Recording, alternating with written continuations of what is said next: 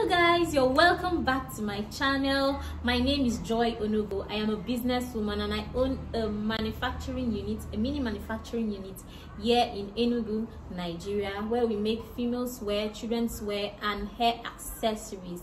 If you're a subscriber, you're a returning subscriber, you're welcome back to my channel. If you're a new subscriber, thank you for subscribing. If you've not yet subscribed to my channel, please don't forget to hit the subscribe button and let's go on this journey. So in today's video, I just want to share my experience on hiring my tailors, some of the mistakes I made earlier on in my career, and some of the mistakes I wish I would have avoided that cost me so much time, money and resources. So the very first time I ever hired a tailor was in 2018.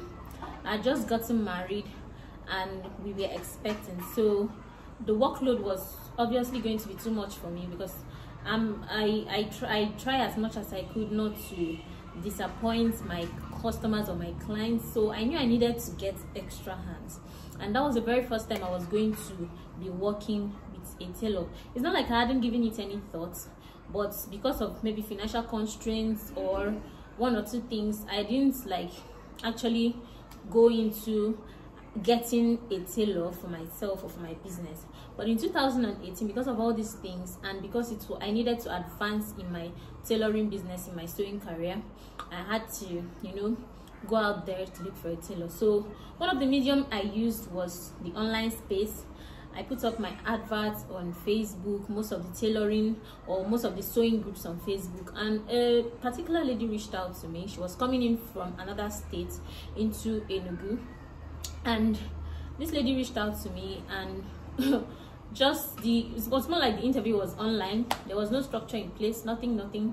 I just did one or two, asked her some questions because I was really desperate and I needed somebody that would be sewing on ground while I do other things, or if I'm tired, I just needed somebody that was going to be on ground, so that work will keep on moving. This tailor came in from her place of stay down to Enugu for this particular work, and then from my research, I won't say I did so much research, I just felt out of maybe intuition or what I thought and the little research I did, I thought paying on commission was the best. Or I didn't know anything about pay. In fact, like I said, that was the first time I was going to ever hire a tailor for my business. So I just went into it blindly. I didn't even ask questions. I just knew I wanted a tailor. It was time to get someone that was going to work, so I just went into it.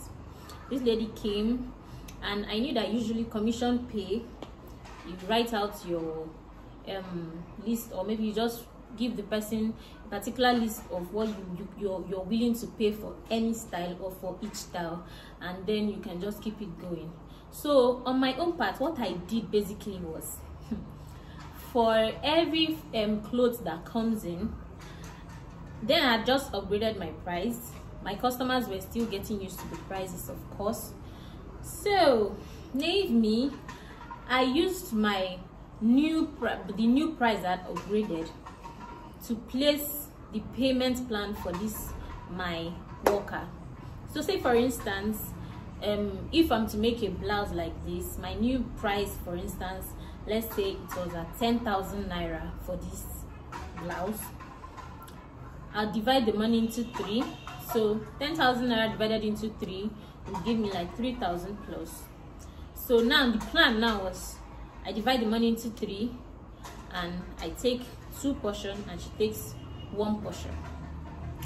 Mind you, like I said, I was doing this payment on my new increased price. I just increased prices and I was paying her based on that price.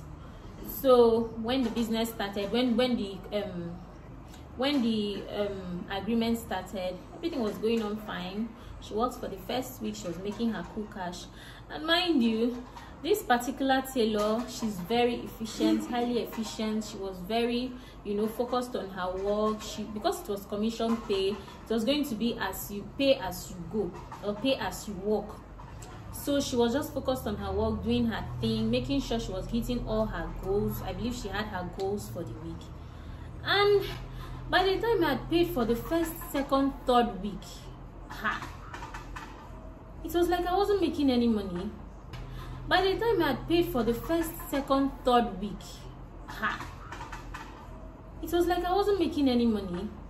Because even most times, like for people who I have always spoken to about business, running a business and things like that, you have to put structure in place. I didn't have any form of structure. I didn't have any form of training on what structure was about. I was just hearing structure. I didn't even know what structure was all about. And here I was trying to manage or trying to run a business with a subordinate, and I didn't even know any jack or anything about, you know, having workers or managing my workers or managing my business with my workers or anything like that. So I found out that, mind you, I wasn't even keeping records. Nothing. I was just customers would bring clothes, I'll tell them the price, and then I will divide the money into 3, like as we agreed, and I'll tell them, and I will give her her own parts or her own portion. And this thing was just written down. So let's say for a blouse like this, she already knows that her price would be, say, 3,000. Now this was where the problem was. Not all my customers who agreed to pay 10,000 naira for that blouse. I didn't have strict rules. I didn't have any business policy whatsoever. So let's say out of 10 customers that want to make a blouse, it might just be only 2 that will be able to pay 10,000 naira for that blouse. So what will now happen if I have a customer that wants to pay me, say, 6,000 naira for a blouse? What will now happen to her payment? Of course, you still have to pay her the agreed amount, because she doesn't know what you're charging your customer or what you're not charging. It is now left for you as the business owner to charge right or to price your products right, which at that time I didn't know how to price my products right. I was just a JJC in the business world, you know, learn as you go, you know, and things like that, learning from my experiences the hard way. So by the time I had done the first month, second month, third month, I was running at a loss.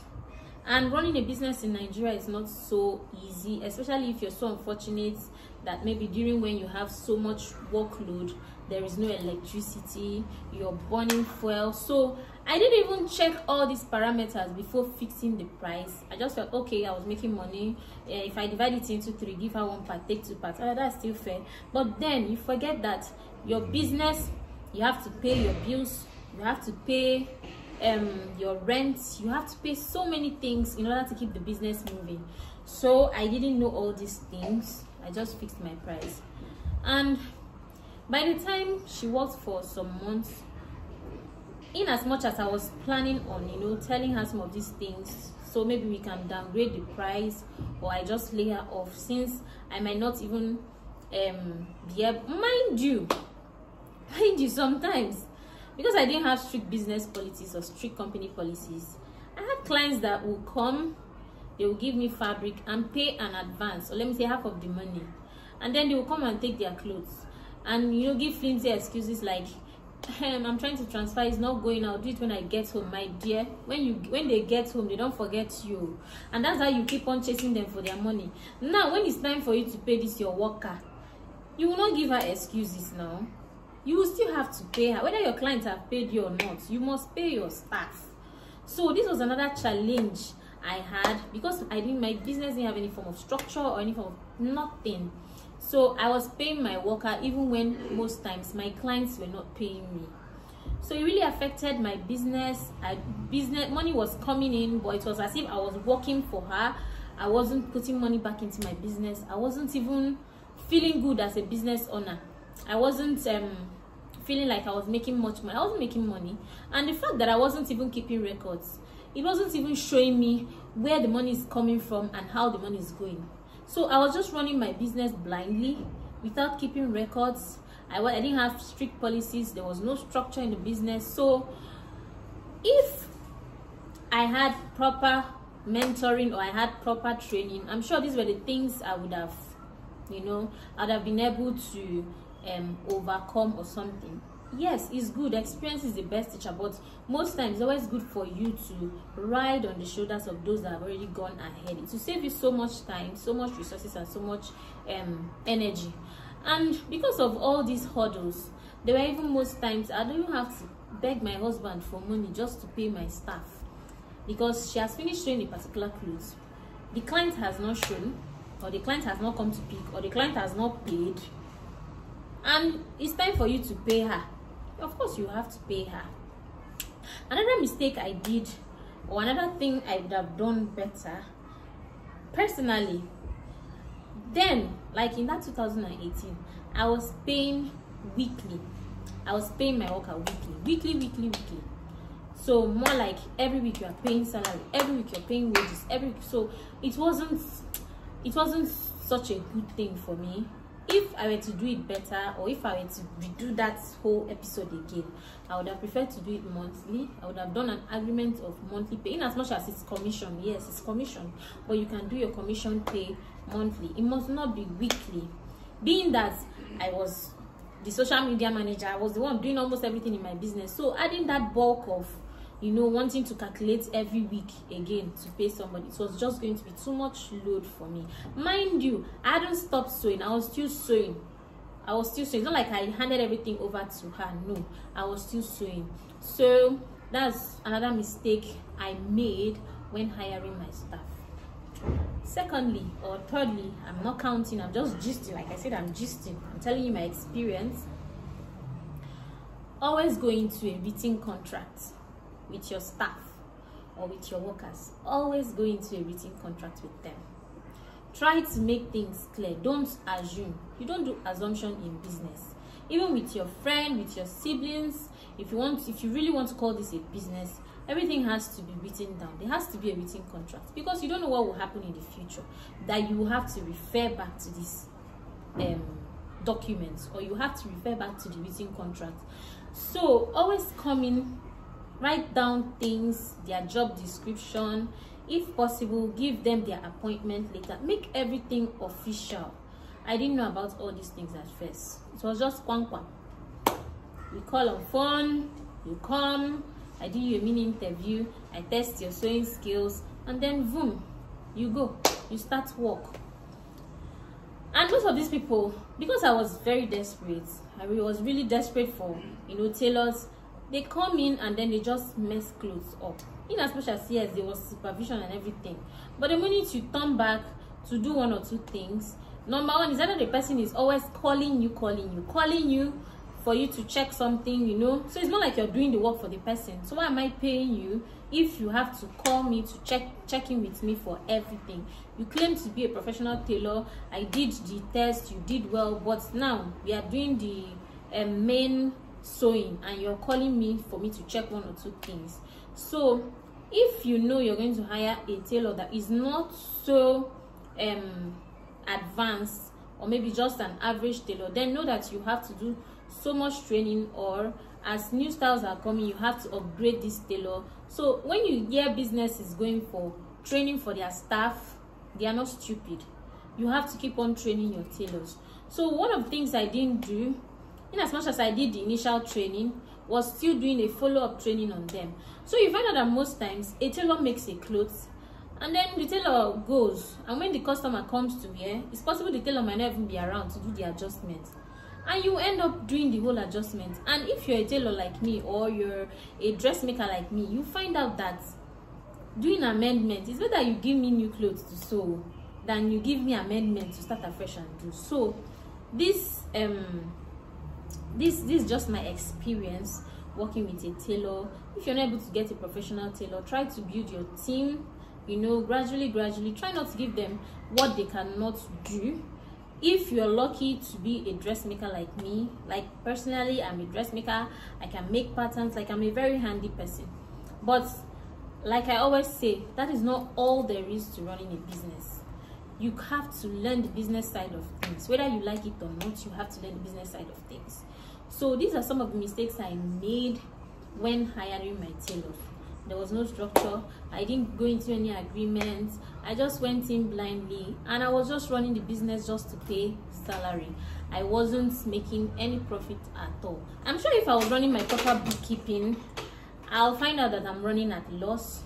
I'm always borrowing money from my husband to pay my staff, or borrowing money from my husband to buy fuel, or borrowing money, to do one or two things.